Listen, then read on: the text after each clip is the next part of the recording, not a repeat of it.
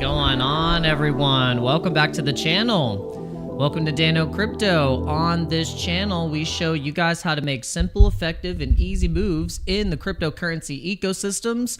So we had the CPI numbers come out. I think they were holding pretty steady. And you know what? I don't care about the numbers.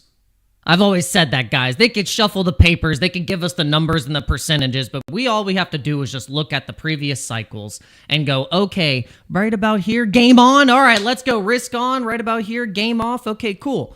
This is how we're going to analyze the markets. Sometimes the data will give us this short-term price action, but at the end of the day, we got to zoom out, we got to look macro, and we just got to be patient, my friends, because the true craziness, I think, in my opinion, now I don't have the crystal ball, but I think next year is where we're going to see the most volatility to the upside. I think we're going to see a little bit of choppiness this year still going into quarter four. We got the interest rates being cut 25 basis points on a 90% chance for this September. And then we have 2 more FOMC meetings for the year. So how much are they going to cut the rates, and when will we actually see the effects and the results of the Feds finally going into QE, because they've been tightening for the entire year. So, and for a while now. So we are going into some interesting times to kind of see how this is all going to play out. People are calling for altcoin season because Ethereum is rallying, but we want to talk about how Ethereum is basically, we're in Ethereum season. And the ETH BTC ratio is the strongest ratio compared to any of the altcoins that are compared into the Bitcoin ratio.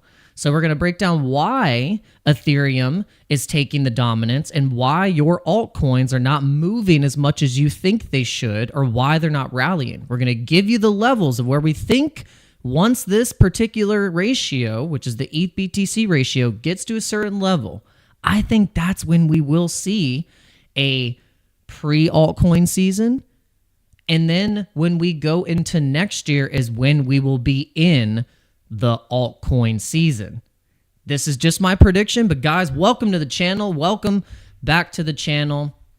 Thank you for tuning in. Make sure you guys are hitting that like button, hit the subscribe button, ding the bell to be notified, and let's have some fun. So first, we're going to just start with the Ethereum all-time high, I think, being broken potentially this week.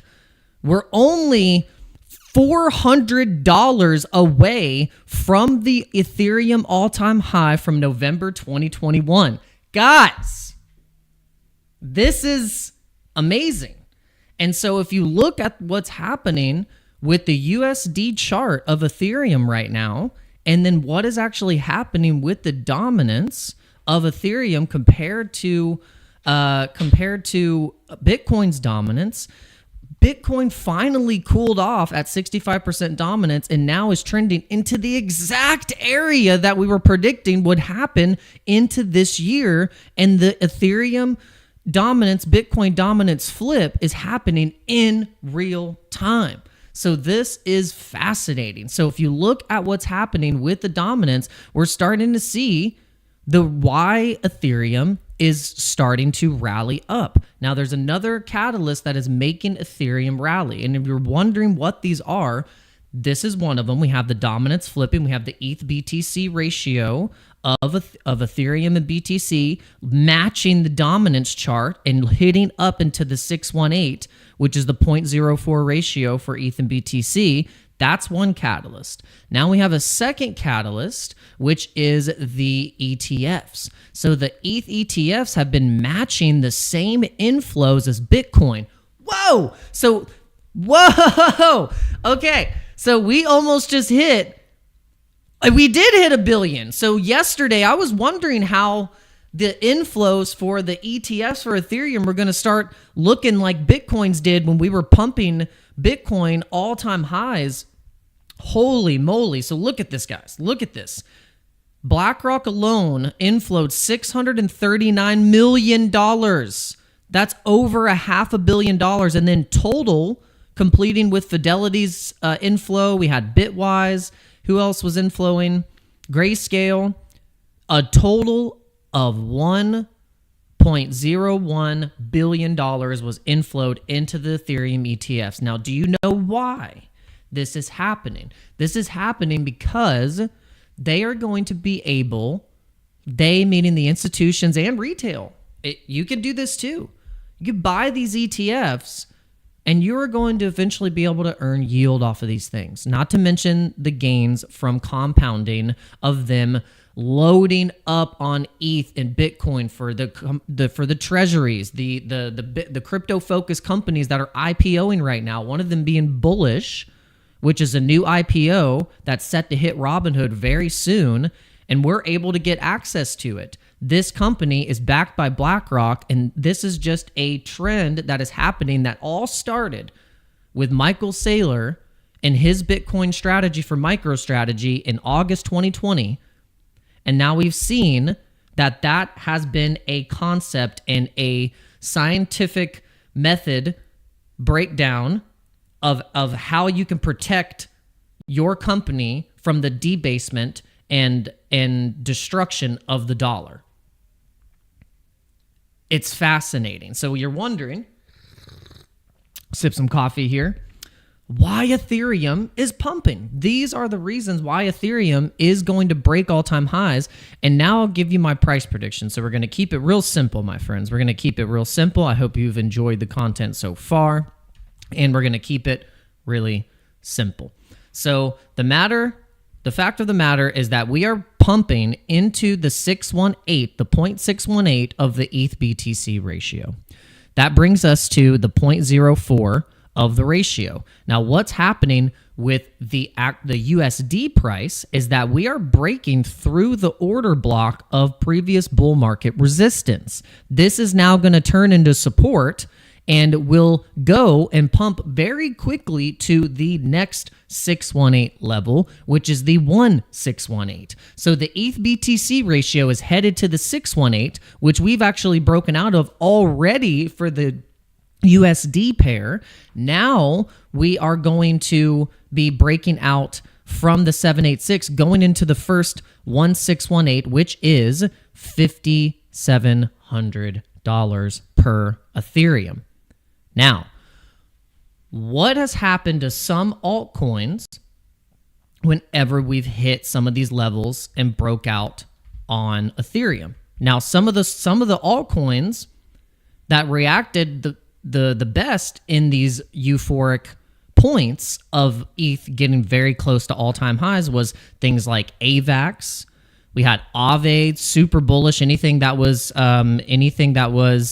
legacy DeFi protocols and lending protocols on Ethereum and things that are connected with the Ethereum ecosystem pumped really well. One of them actually in a lot of the layer 2 narratives like Metis pumped really hard. Arbitrum and Optimism we're starting to see a lot of gains. Basically, the altcoins in general and going into the blue chips, we even saw, during these times where ETH was in those euphoric rally periods and pre-altcoin season, which was March 2024, was our pre-sniffing of altcoin season of what the potential was, but it wasn't fully realized. It was only just a little taste. Just a little taste. So now I think what we're going to get going into quarter 1 and quarter 2 of 2026 is that we're gonna potentially get a possible even 2017 type rally for altcoins, or even a 2020 2021 DeFi summer rally for some of these altcoins. And I think the market, respectively, because of the strength of ETH, it'll be ETH season for a little bit. So we're going to have ETH basically taking the dominance. And then what is going to happen is that there's going to be some coins that are just going to follow up with ETH because of the liquidity, but there's going to be some that lag. So it's going to be kind of like how alts bled into Bitcoin for a year, 2 years. And now we're going to see that Bitcoin is starting to, the liquidity is going to flow into ETH, and then we're going to have some alts bleed into Ethereum for a little bit. Not for long, maybe just for a couple weeks, and then we see ETH cool off at 5,700, where we get the first resistance at breaking all-time highs. And then we start to see the switch going into another pre-altcoin season for the end of the year. And then that's when we're going to see those pairs start to go up. Now we could look at something, could do others BTC. And that's another one where we could look and see, okay, this is how we can look at how alts have been performing against Bitcoin, and know that once we find some type of a bottom here and we get back up to the ratio, which is 0.4, which is the 0.4, then I think we could then say, okay, it's altcoin season. And it's basically just breaking these resistance points at the 0.2 for the others BTC. And it looks like it could, I mean, we could have bottomed here. We made a higher low.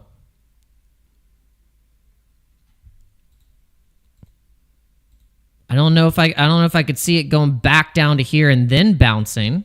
It's potential that it could do that. It could test back down to these lows and then break up into these highs, or it could continue from here and hit that resistance. It's possible. But yeah, that's kind of how I'm looking at the market right now. Like we're basically in ETH season, and all eyes are now on ETH. A lot of ETH bears are in shambles. They're flabbergasted. They swapped all their, they sold all their ETH, where everyone was getting convinced, like, okay, you need to just sell all your ETH and buy something else like Solana or XRP or Cardano or whatever. Sui, that was another one. Sui say that was like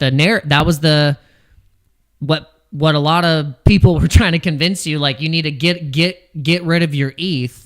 And I just think it's really irresponsible for people to just be like actually like fully saying this, like they know exactly what's going to happen. That's why you just never listen to those people that are so sure of themselves. Like I wasn't 100% sure, that Ethereum was going to rally, but I was like 90%, and I had 10% where I was like, okay, I know that there's a potential that we could hit that resistance hard and maybe get stomped for a little bit, but I just was looking at the data of how they started to inflow into the ETFs, and I was like, man, this looks eerily similar to how Bitcoin acted. And it was the same FUD that was on Bitcoin where we're like, oh, it only inflowed, 20 million. It was such a flop, blah, blah, blah. And all of a sudden it was like, bam, it was like billions of dollars inflowing in the week. And almost at $1 billion in a day.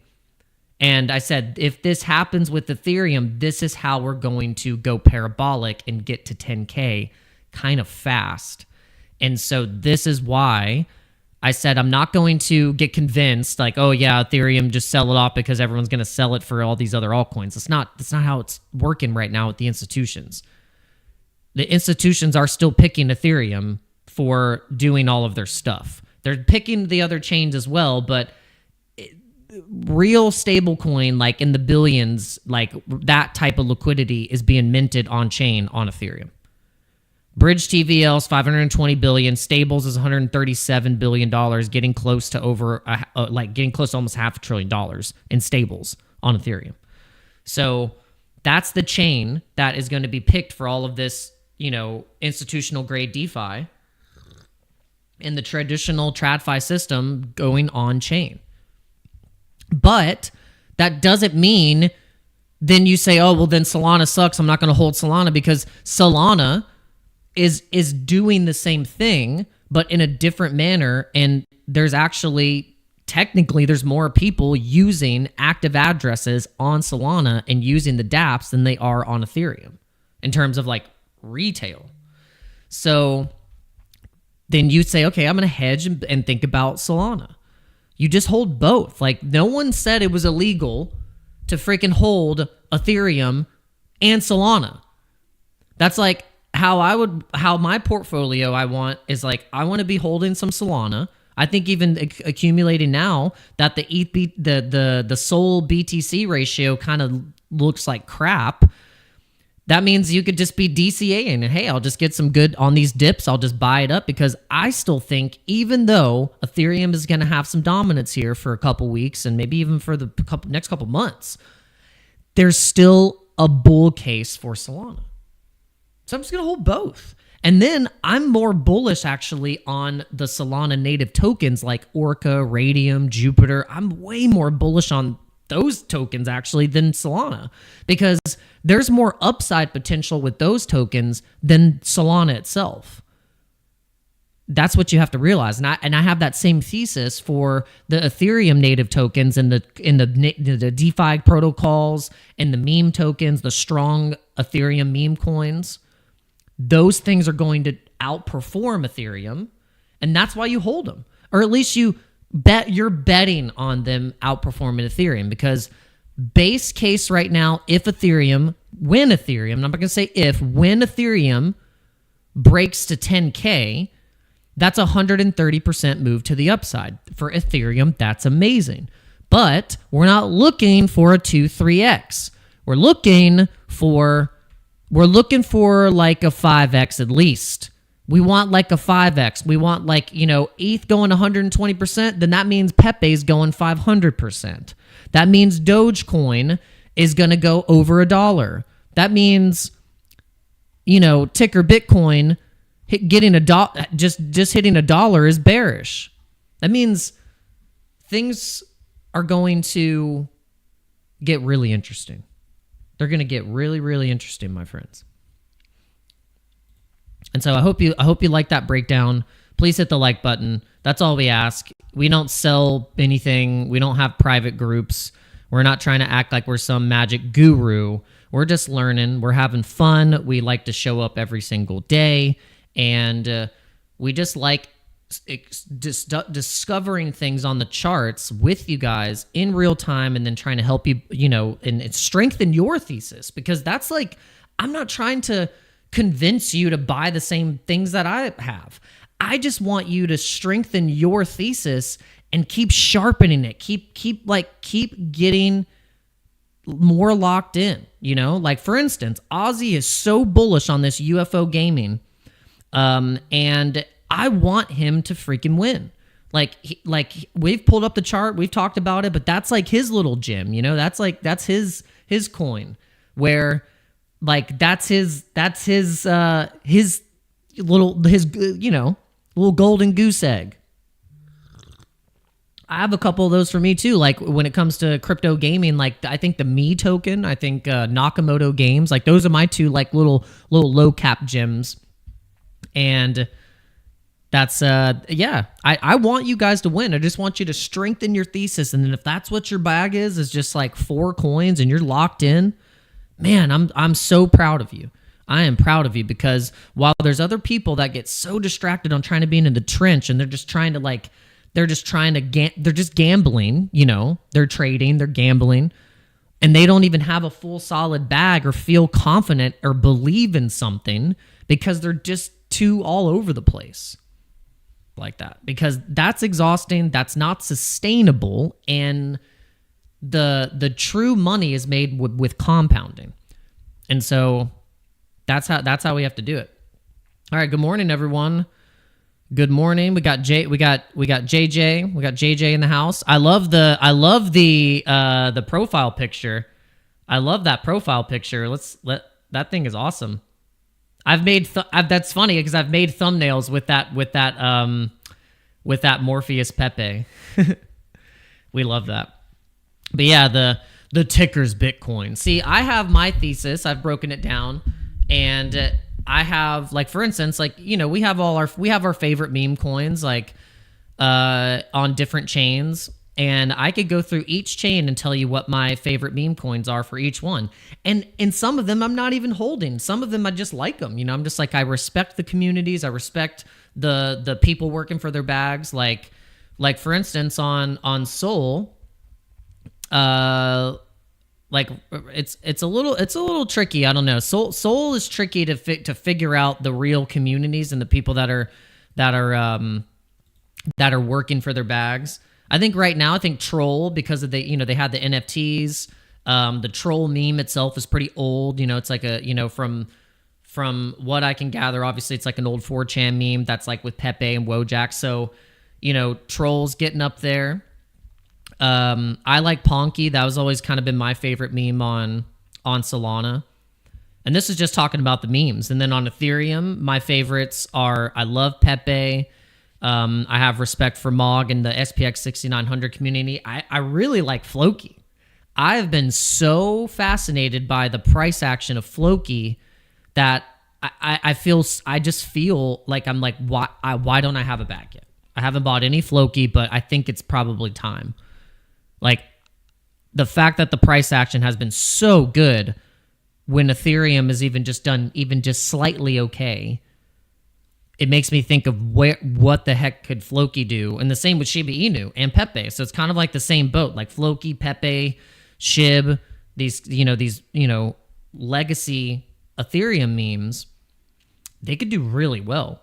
So yeah, I love Floki. I love Ticker Bitcoin. That's my favorite. Like, out of all of them, it's got the funniest narrative. It's got a really deep lore. The community is so loud and super creative and artistic and autistic. And the chart is like no other chart you've ever seen. So this is why I like this coin. It's not because I just hold some and I want it to do well. It's because that's how everyone feels with any coin. If you're holding a coin, you want it, you want it to do well and you want it to go up, but not all charts are created equal, This chart just looks like a steady 2 years of accumulation, The dogs and frogs, baby. Yeah, Ozzy gets it right. It's the dogs and frogs. We all like the dogs. We all like the frogs. But I will say, though, one of my little blue chip secret, one that I think, and guys, I have the receipts. While everyone was just all of a sudden, started talking about Wojak, there was like a resurgence of Wojak or like attention on it. I'm like, guys, I've been talking about Wojak for months and months and months as a coin that people forgot about, that came out at the exact same time, literally the exact same time as Pepe. I have this theory that it's like the same group of people. It's like the same team, basically. It's the same dudes. Very similar vibe. And the chart has been one of the most undervalued and underbought charts for a meme coin that I think, in terms of, if you're going to rank a meme, and not just as the coin, but just the meme itself, because all these meme coins are based off, and some of them are based off of original memes on forum websites. And so Wojak, as a character and as a representation of how retail traders feel and just human existence in general, the Wojak meme is second to none, in my opinion. It is the most relatable. It's the most real feels of any meme that has been after the fact. Just, that is my honest opinion. The coin or no coin, the Wojak meme is hilarious. And it's used a lot, and there's a lot of like derivative uses of the meme. So, and the tokenomics of the coin itself too are really good because the liquidity is locked. There's a lot of liquidity. It's 5.2 mil. It's decent liquidity. Locked old school Uniswap pair. And the market cap is super low. It's in the accumulation range from every low point where, like I said, Ethereum had its little euphoric peaks. So when I see charts like this, I get excited. This is where it's like you get an opportunity to put your money where your mouth is and put your bets in, But instead of taking it like a bet, you are being an investor, because then you can actually, you have to hold. That's the name of the game. Is like, when it all comes down to it, it's like, are you willing to hold through the volatility and get the maximum potential upside? And start sell. Like, you start selling, start thinking about taking profits whenever things start getting pretty, start getting crazy. Because like I said, you know, we're not here to get 2x, 3x. We're here to get at least the 5, 10x. I mean, if we could 10x our portfolio, I mean, I think a lot of people should be happy with that. I think you should be happy with the 10x, but I mean, we can even get even crazier and we start getting in the low caps and you start getting a couple $1,000s in your bag, in your portfolio, then we can really start to make some life-changing gains. And the goal is, how are you going to keep that? So that's what we're going to break down in today's video on how to build a portfolio and what you can do. Stamo Real says, what about Turbo? I like Turbo too. I think the Turbo story is great. It's like the feeliest feel story of the creator of Turbo, because it was like one of the first actual AI projects that the character and the whole concept was created out of using AI, and it just basically like it gave the creator just this spark of hope in life, and just like kind of, he was feeling so depressed and down, and then he got so much hold on.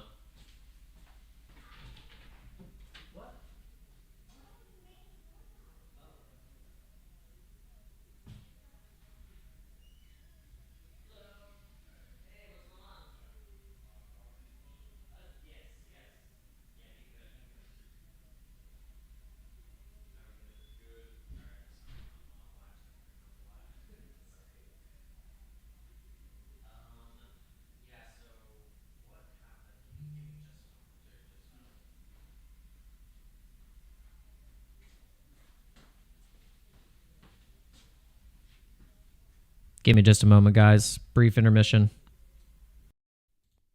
This token is the end game. It's the shitcoin of shitcoin. I mean, imagine telling your coworkers you're quitting because Harry Potter, Obama, Sonic 10, and you coin. Boom! Imagine the media reporting on Harry Potter, Obama, Sonic 10, and you. Ticker is Bitcoin, breaking 1 billion market cap. Now, unless you hate money, go ahead and visit HPOSNI.com. This token is the end game. It's the shitcoin of shitcoin. I mean, imagine telling your coworkers you're quitting because Harry Potter, Obama, Sonic 10, and you coin. Boom! Imagine the media reporting on Harry Potter, Obama, Sonic 10, and you. Ticker is... Sorry, guys. I totally forgot I had someone coming to fix something in my house, so we're going to have to end it early here. But actually, I think that was about as long as I wanted to go anyway. It was about 45 minutes. So thank you to everyone who tuned in, who hit that like button. I really appreciate it. And yeah, we'll see you on the next live stream. Make sure you guys share this live stream with a family member, someone who hasn't gotten into crypto just yet, and share it in every single group chat that you have on your phone right now. Just do it, and then also get them to hit that like button. All right. We appreciate every single one of you. Thank you to everyone who is tuning in on X and all of the different platforms. Make sure you are following me at Dano Crypto 904, and we will see you guys on the next live stream. Peace out.